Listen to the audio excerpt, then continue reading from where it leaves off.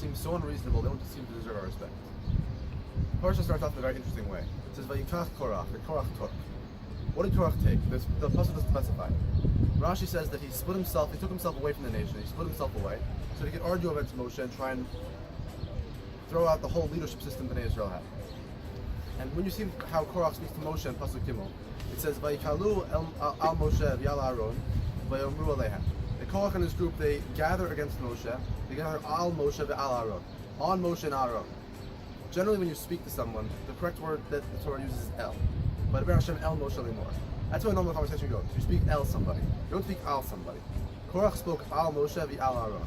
It's a very aggressive, unnecessary manner of trying to take down Moshe and trying to show the nation that Moshe shouldn't be in charge. He asked Moshe, "Why are you in charge? Who put you above us?" The natural response to this would be from Moshe would be to just disregard Korach, yell back at him, treat him without any respect, because he doesn't deserve any respect. He's trying to overthrow the whole system of Bnei Israel's leadership. We see how does Moshe respond. In the next pasuk it says, "Vayishma Moshe." Moshe listened, and the pasuk after that says, "Vayidaber el Korach ve'el adato." He speaks to Korach and to his nation in the correct way. El Korach ve'el adato. He speaks to them in a calm, normal, fine manner. We see a Mishnah in Pirkei Avos in the 5th parak that discusses what's considered a machloket l'shem shamayim, what's considered an argument for the sake of heaven. The example of one not for the sake of heaven is Korach and his group against Moshe. What was it that Korach and his group did that was so bad? There was the prime example of an argument not for l'shem shamayim. Korach didn't treat his opponent Moshe with respect. He was yelling at him. He didn't show any kavod, any respect. He just wanted to take down Moshe and show Bnei Israel, Moshe and Aaron have no right to be leaders over us. And how does Moshe respond? Moshe responds with respect. Moshe is trying to show Bnei Israel that regardless of how people act, you treat them with respect.